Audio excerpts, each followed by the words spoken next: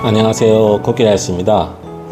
궁금하진 않겠지만 오늘은 제가 현 와이프를 만나서 지금까지 온 이야기를 잠깐 해볼까 합니다. 특별한 건 없지만 혹시 여러분께서도 도움이 되는 부분이 있을 수도 있을까 해서 이야기를 한번 해보겠습니다. 전 아시겠지만 언어도 약하고 잘 모르는 게 많은 반백살 아저씨입니다. 코로나 이후 모든 일들이 안 되고 사람들에게 배신도 당하고 그래서 매일 집에서만 보내고 있었습니다. 그러던 중 인생에 너무 회의를 느껴 평소 말도 없고 무언가 도전 정신도 없었는데 이대로 안 되겠다 싶어 영어도 안 되지만 가진 현금을 들고 무작정 여행을 떠났습니다. 그래서 이놈저놈 지인들과 태국, 라오스, 베트남을 돈 떨어질 때까지 돌아다녔습니다. 결혼이 아닌 로맨이라도 느끼고 싶어서 돌아다녔는데 그게 말처럼 쉽지가 않더라고요. 이건 여자를 만나자고 간 건데 이런 저 같은 분류의 한국 노땅 친구들만 만나고 생겼습니다. 써니, 훈이, 니들 보고 있냐? 어느덧 돈이 떨어져가고 한국으로 돌아갈 시간이 왔는데 너무 뭔가 허전해서 마지막으로 태국에서 가진 돈을 다 쓰고 들어가자는 마음으로 다 모두 흩어지고 저만 태국으로 용기를 내서 혼자 넘어갔습니다. 참고로 전 비행기, 버스, 택시, 숙소 다 지인들이 예약을 해줬고 제 스스로 해본 적이 없었습니다. 박 부장, 네가 증인이지? 웃으시겠지만 이번 여행에서 처음으로 모든 예약을 다 해봤습니다. 못 믿겠지만 저는 사람들과 그동안 수많은 해외를 돌아다녔는데 역시나 전 식사 주문조차 안 하는 아주 내성적인 성격입니다. 그래서 이번에는 큰 용기를 내고 마지막 혼자 여행을 했습니다. 여행을 하면서 여러 가지 목표가 있었는데 웬만한 건 다 해봤습니다. 예를 들어 외국인과 대화하기 등. 그중 한 가지 못한 게 있었는데 길에서 마음에 드는 여자에게 연락처 묻기였습니다. 그러던 중 혼자 돌아다니다가 한 여자를 봤고 저를 보고 웃길래 순간적으로 용기를 내서 무작정 다가가 연락처를 물어봤습니다.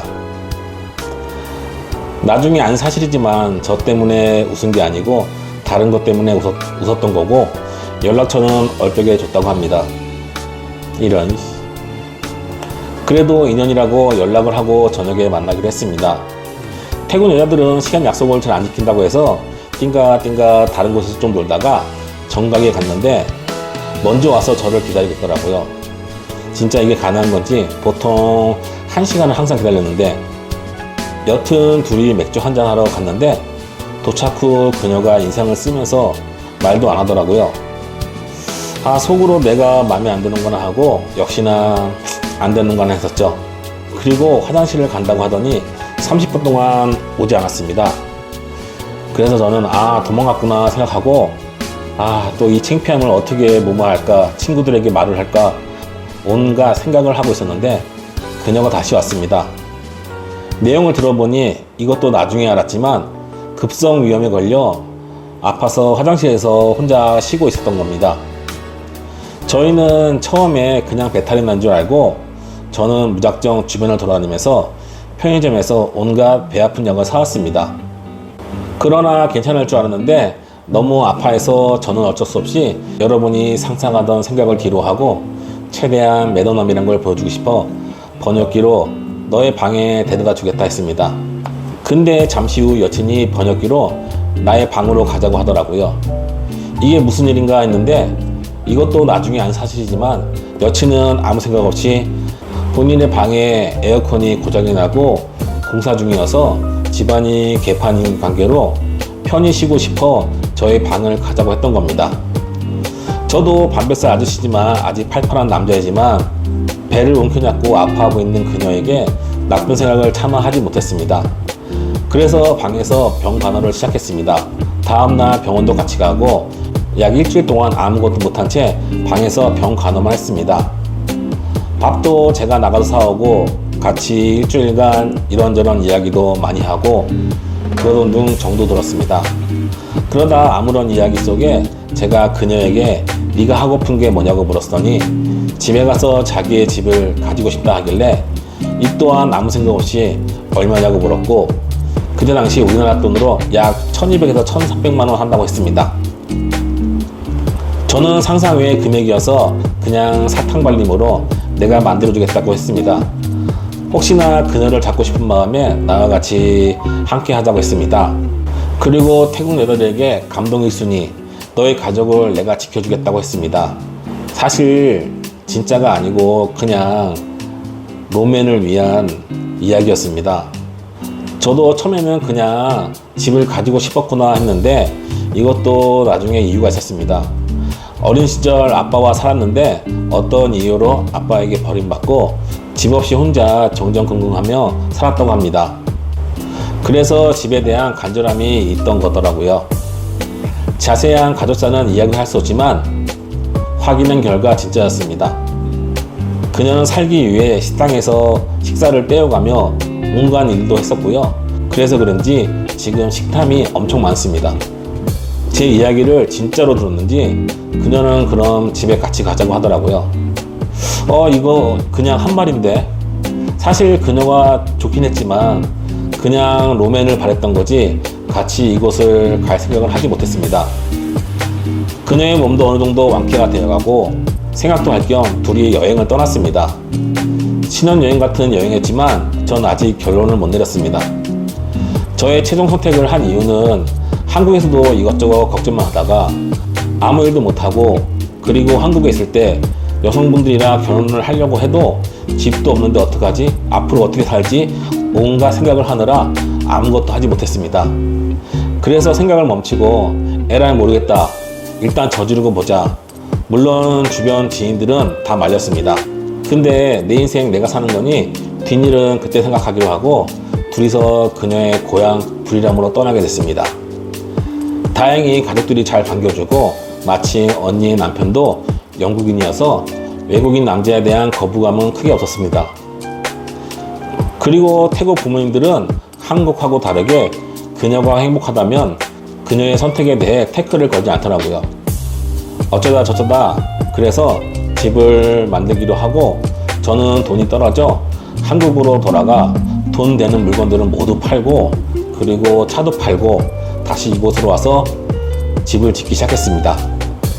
혼인신고는 이야기 도중 비자 때문에 제일 빠른 방법이 혼인신고뿐이어서 둘의 합의 끝에 혼인신고를 진행한 거고요.